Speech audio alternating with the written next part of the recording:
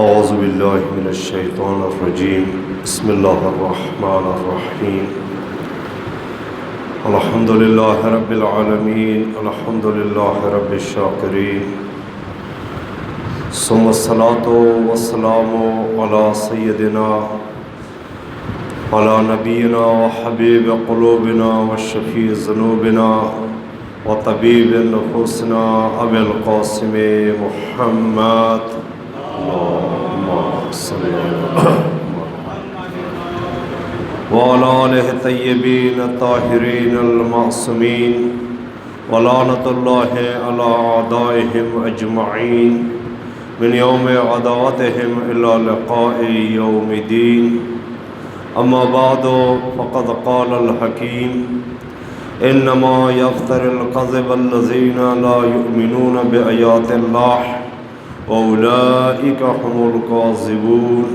درود پڑھے بار محمد وآل محمد. عزیزان، آج ماہ مبارک رمضان کا 25واں دن ہے. وعلیکم السلام. اور ہمارا موضوع بحث جھوٹ سے مربوط ہے، جھوٹ کے بارے میں ہے.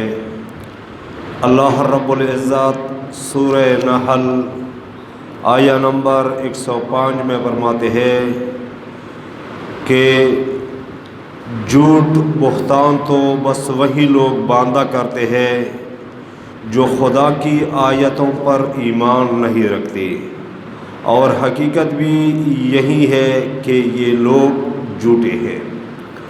عزیزان، اس آیہ مبارکہ میں جھوٹ کی علت اور سبب اللہ رب العزت نے یہ بیان فرمایا ہے کہ چونکہ یہ لوگ اللہ کی آیاتوں پہ، نشانیوں پہ ایمان نہیں رکھتے ہیں، اس لیے یہ لوگ جھوٹ بولنے کے عادی ہیں. عزیزان، خود جھوٹ دین مبین اسلام میں گناہان کبیرہ میں سے ہے. ماہ مبارک رمضان میں اگر کسی نے خدا اور اس کے رسول اور احمد ہر علیہ السلام کے بارے میں جھوٹ بولا، ان کی طرف جھوٹ کی نسبت دی. مثلا ایک حدیث، ایک روایت کسی معصوم سے نہیں ہے، معصوم نے نہیں فرمایا ہے، یا اللہ تعالیٰ نے کی جانب سے حکم نہیں ہے. اگر کوئی انسان اپنی طرف سے اللہ کو ایک ایسی بات کی نسبت ہے کہ جو اللہ کی طرف سے نہ ہو، رسول کی طرف سے نہ ہو، احمد ہر علیہ السلام کی طرف سے نہ ہو، تو اس کا روزہ باطل ہے.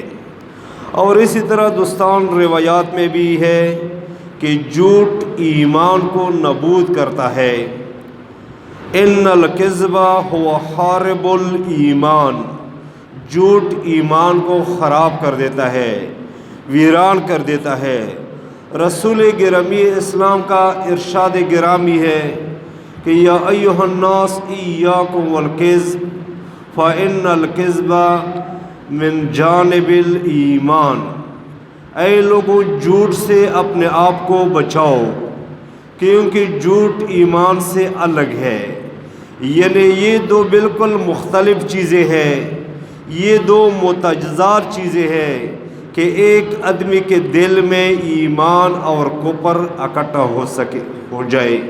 یہ نہیں ہو سکتا ہے، چونکہ جھوٹ اور سچ ایک جگہ پہ نہیں رہ سکتے ہیں. خیانت اور امانت ایک جگہ پہ جمع نہیں ہو سکتے ہیں، اور ان کے حامل بھی دو متضاد پرسنالٹی کے لوگ ہوتے ہیں. یعنی ایک انسان میں یہ کہ یہ سچا بھی ہو اور جھوٹا بھی ہو، یہ ممکن نہیں ہے. اور روایات میں بھی ہے کہ اس دنیا میں انسان کی جو روح جسمی پستی اور کامیابی نہ ہونے کی اصل وجہ بھی یہی جھوٹ ہے. اور جھوٹ جہنم عذاب الہی کا باعث ہے. رسول گرامی اسلام کا فرمان ہے کہ ایاکم والکذب فإنہ من الفجور وإنہما فی النار، جھوٹ سے پرہیز کرو، جھوٹ سے اپنے آپ کو بچاؤ، کہ ان کی جھوٹ فجور اور ستمکاری ہے، اور جھوٹے اور فاجر کی جگہ آگ ہے، جہنم ہے، دوزخ ہے۔ ایک روایت ہے، آپ درود پڑھے بار محمد وآل محمد۔ ایک روایت ہے کہ جھوٹ بولنے والا انسان کی جب وہ جھوٹ بولتا ہے تو اس کی زبان سے ایک بدبو نکلتی ہے، اور یہ بدبو عرش الہی تک پہنچتی ہے، اور جب یہ عرش الہی تک پہنچ جائے تو خدا متعال کی طرف سے 70,000 فرشتے مأمور ہیں، ان کو حکم ہے کہ یہ فرشتے اس جھوٹے انسان پر لعنت کریں۔ عجیب، جھوٹ بولنا دین مبین اسلام میں منع ہے۔ جھوٹ کی اس قدر ممانعت ہے دین مبین اسلام میں کہ حضرت امیر المؤمنان مولائے متقیان کا حکم ہے کہ جھوٹے انسان کے ساتھ دوستی، ربط و آماد، آنا جانے سے اجتناب کرو۔ پھر مولا نے ایک مثال دیا کہ آپ فرض کریں کہ جس گھر میں ساری پلیدیاں ہوں، ایک گھر آپ فرض کریں کہ اس گھر میں ساری پلیدیاں ہیں، نجاستیں اکٹھی ہوئی ہے، اور اس کی چابی یہ جھوٹ ہے۔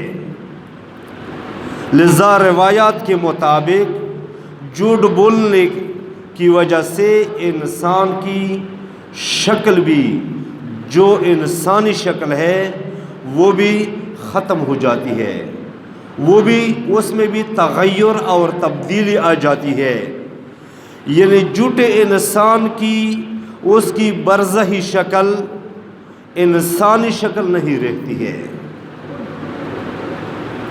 رسول خدا نے ایک دن حضرت زہرا مرضیہ سے فرمایا کہ معراج کی رات میں نے ایک عورت کو دیکھا کہ جس کا سر سور کا تھا، اس بدن گدھے کا تھا، اس کی وجہ یہ تھی کہ ان کی شکل ختم ہو گئی تھی، انسانی شکل، چونکہ وہ عورت فتنہ پھیلانے والی تھی اور جھوٹ بولتی تھی وہ عورت، تو اس کی جو حقیقی انسانی شکل ہے اس میں تبدیلی اور تغیر آ جاتی ہے انسان کی شکل میں۔ لذا دوستان، جھوٹ بولنا جس طرح گناہان کبیرہ میں سے ہے، باعث جہنم ہے، اسی طرح جھوٹے انسان پہ لوگ اعتماد بھی نہیں کرتے ہیں، بے اعتماد لا اعتماد انسان ہوتا ہے۔ لذا جھوٹ انسان کی ہلاکت کا باعث ہے، اور چونکہ انسان اشرف المخلوقات ہے، انسان وہ مخلوق ہے کہ اس پہ اللہ رب العزت نے، اس حقیقی خالق اور مالک نے قہر کیا ہے، تو یہ انسان کوشش کرے کہ اپنے آپ کو جھوٹ سے بچائیں، اور جھوٹ سے بچانے کی طریقہ کیا ہے کہ انسان جھوٹ سے نجات پا سکے، انسان حق کی طرف آ جائے، حق قبول کرے۔ ان کا طریقہ کار کیا ہے؟ انسان کیا کرے کہ وہ جھوٹ سے بچ سکے اور سچائی کا دامن تھام لے؟ اس کے لیے صرف ایک نقطے کی طرف توجہ کرنا ضروری ہے۔ ان میں سے ایک اساسی نقطہ یہ ہے، ایک اساسی بات اس میں یہ ہے کہ انسان کی دل میں خوف خدا ہو، انسان کے اندر اللہ کا ڈر ہو، اور اس بات پر انسان کو پکا یقین ہو، سچا یقین ہو، کو میں جو کچھ کہوں گا، جو کچھ میں بولوں گا، وہ سب میرے رب کو معلوم ہے اور وہ اس سے عالم ہے، باخبر ہے۔ یہ میں جو بولوں گا، جو کہوں گا، یہ اللہ سے چھپا نہیں ہے۔ بلکہ انسان اس سے ایک قدم آگے جائے، ان کی دل میں یہ بات ہو، ان کی ذہن میں یہ بات ہونی چاہیے کہ اللہ رب العزت نے فرشتے مقرر فرمائے ہیں، کرام الکاتبین مقرر فرمائے ہیں کہ اس کو یہ حکم ہے کہ میں جو بولوں گا، جو کروں گا، وہ سب وہ لکھے گا۔ اور قیامت کے دن یہ الفاظ ابھی میں جو بول رہا ہوں، خلوت میں میں جو بول رہا ہوں، جلوت میں میں جو بولتا ہوں، یہ تمام الفاظ ان کو ہمارے سامنے لے کر ایک حقیقت ہمیں دکھائے گا اور یہ ہمارے اعمال نامے کا حصہ ہوگا۔ اگر انسان کو اس بات کی یقین ہو تو پھر وہ انسان کبھی بھی جھوٹ نہیں بولے گا، کبھی بھی وہ جھوٹ کا سہارا نہیں لے گا۔ لذا عزیزان، صرف رمضان میں نہیں بلکہ رمضان کے علاوہ بھی 11 مہینوں میں ایک مسلمان، ایک مومن انسان کو چاہیے کہ وہ جھوٹ سے اپنے آپ کو بچائے، چونکہ جھوٹ سے اللہ کی جو عرش ہے اس میں جو فرشتے ہیں ان کو تکلیف ہے، اور جھوٹ باعث ہلاکت ہے۔